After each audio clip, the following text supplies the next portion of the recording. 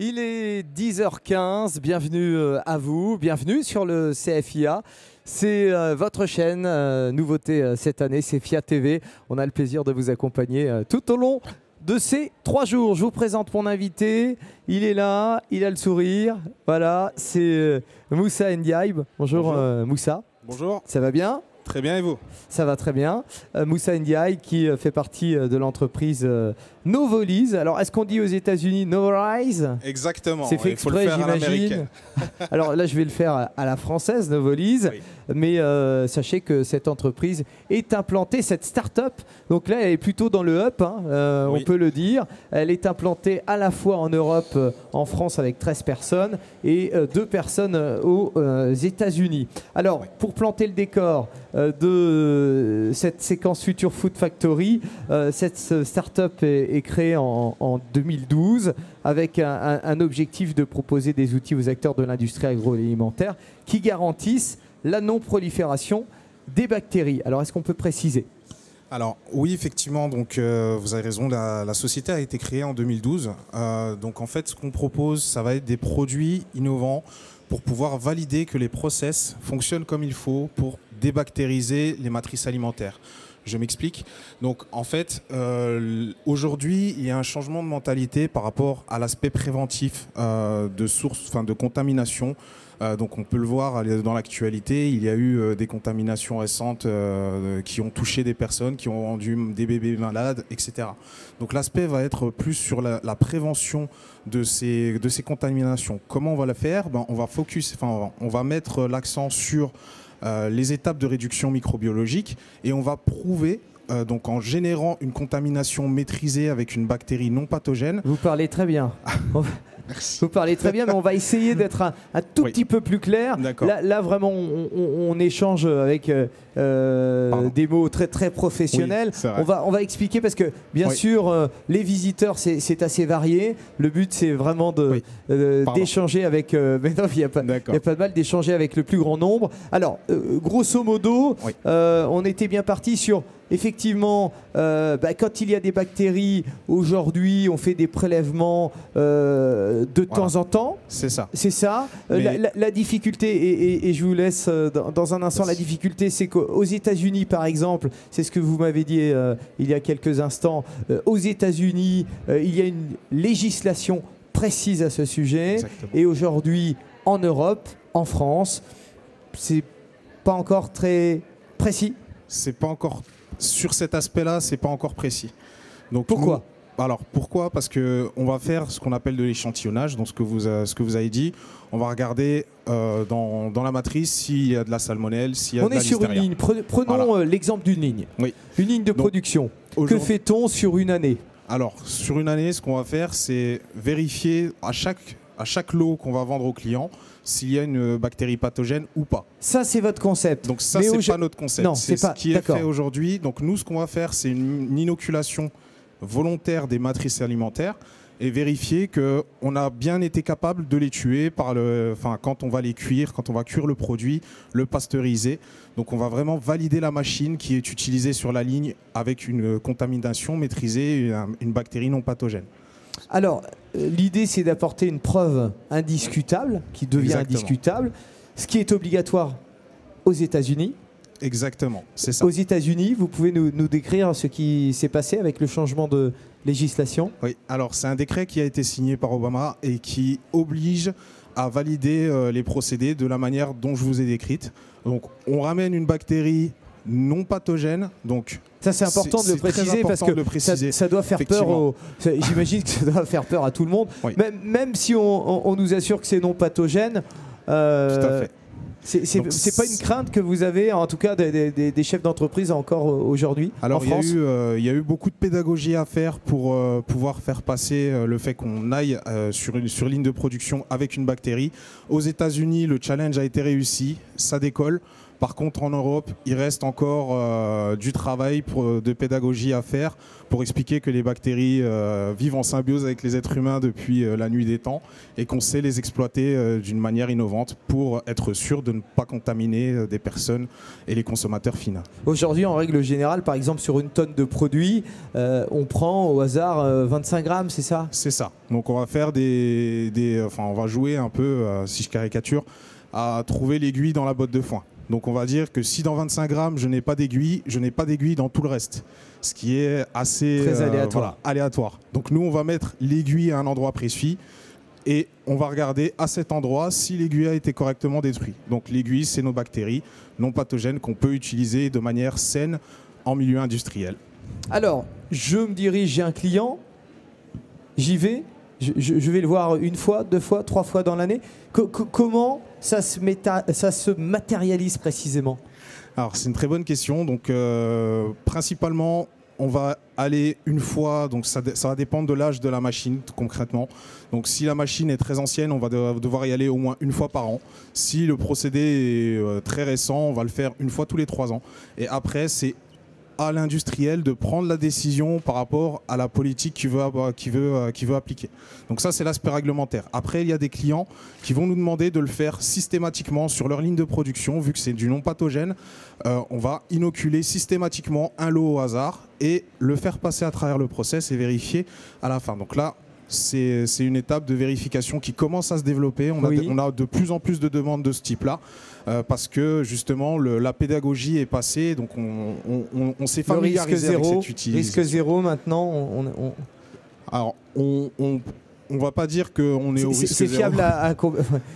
C'est fiable à combien de pourcents? La validation est fiable à 100%. C'est-à-dire qu'on va savoir si la machine est capable de tuer ou pas.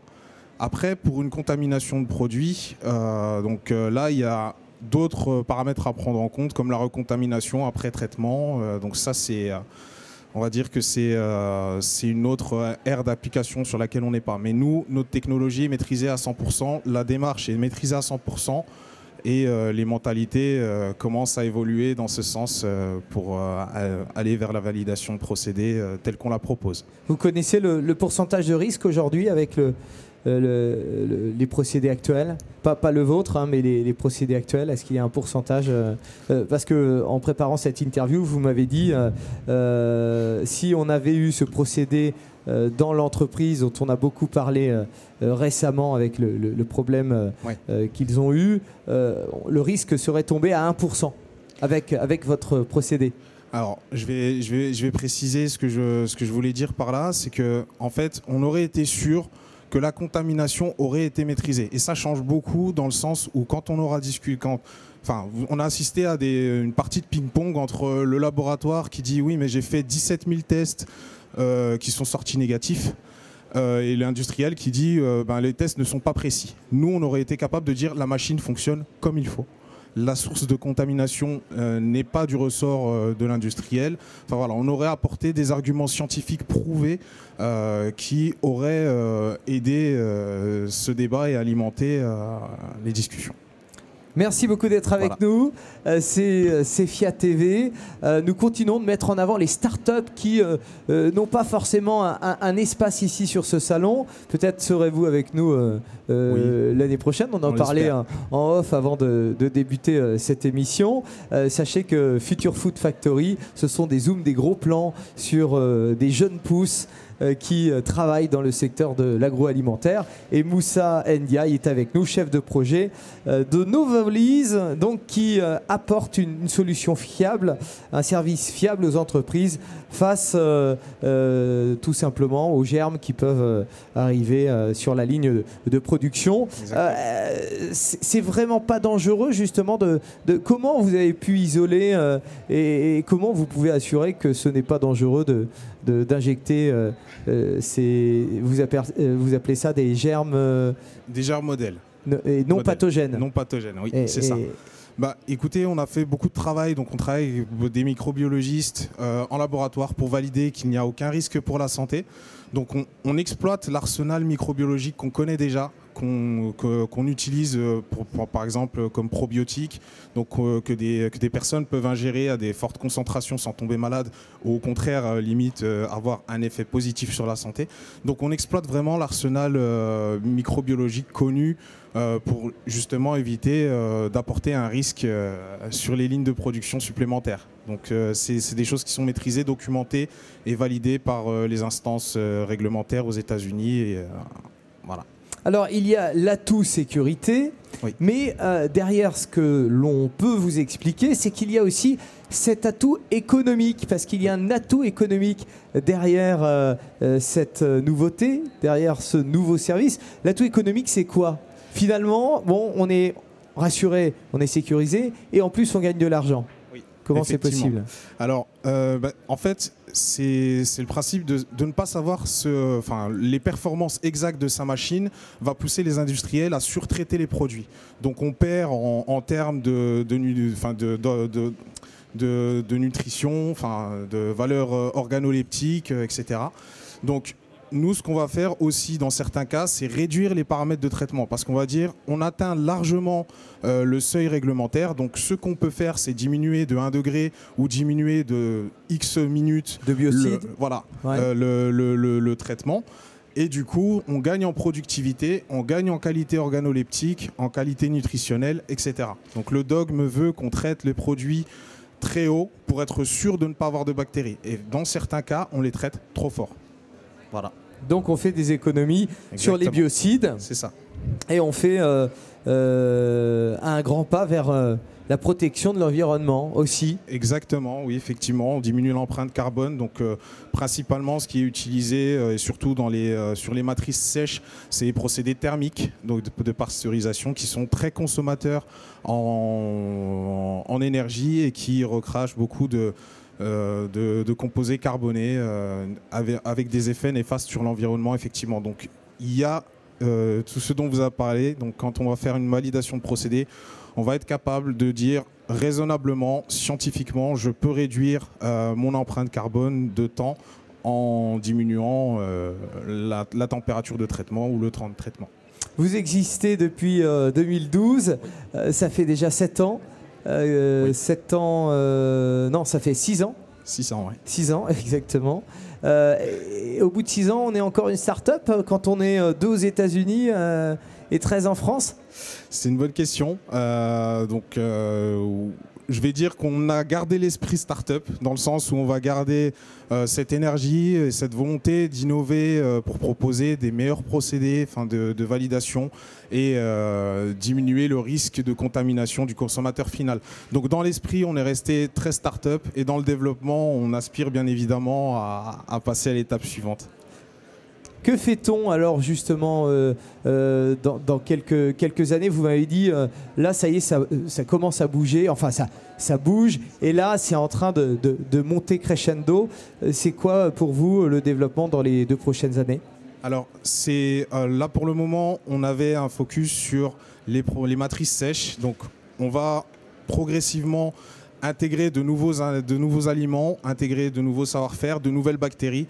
Donc le combat n'est pas gagné d'avance. Il y a beaucoup de choses à proposer pour améliorer la sécurité alimentaire, surtout dans la démarche dans laquelle on va la faire, et aussi dans la pédagogie. Quels sont vos clients aujourd'hui chez Novolyse? Alors, on a 2 types de clients. On a les équipementiers qui veulent valider que les machines qu'ils vendent fonctionnent bien. Et on a aussi les clients agroalimentaires, et on a donc les grandes multinationales en discussion. On a des clients réguliers comme ça, et aussi les tout petits transformateurs agroalimentaire. Donc on a vraiment un scope très large dans l'agroalimentaire. Je précise que vous êtes 13 en France, 2 aux États-Unis. C'est ça. C'est quoi? C'est le marché américain qui booste votre entreprise, ou le marché français? Alors, c'est le marché plutôt américain. Donc, comme je vous l'ai dit, les Américains ont un peu d'avance en point de vue réglementaire. Ça va bouger d'ailleurs chez nous? Oui, ça va bouger. On l'espère, mais je pense que l'Europe, en tout cas, et la France se mettent toujours à niveau, et je dirais même qu'on attend aussi qu'on les surpasse. Donc c'est aussi pour ça qu'on est resté en France. Parce qu'on est les experts en sécurité alimentaire. Effectivement. Donc Donc on a un peu de retard en France. On va répondre. Okay. On va répondre. Donc il faut laisser le temps au temps. La preuve de concept est faite. Aux États-Unis, ça se développe très bien. Donc en Europe, il reste encore des étapes à franchir, surtout au point de vue réglementaire. Et nous, on est à la disposition pour proposer nos produits et nos démarches et faire part de nos expériences par rapport à la validation de procédés. Comment peut-on vous joindre ? Alors, vous pouvez nous joindre directement sur notre site internet, donc www.novolis.com, ou tout simplement en nous appelant. Donc, il y a un numéro standard. Donc, vous allez tomber sur notre standard et on se fera une joie de discuter de vive voix, parce que Internet, c'est très bien, mais de vive voix, c'est mieux, c'est beaucoup plus complet. Voilà. Novolis ou Novolize aux États-Unis. C'était Future Food Factory. Gros plan, zoom, focus sur cette société. Merci Moussa Ndiaye. Merci.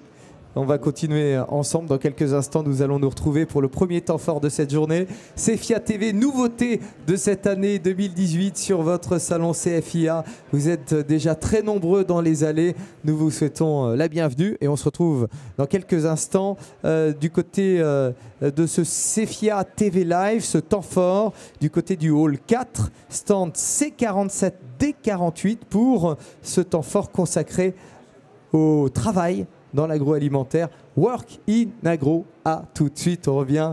Restez avec nous.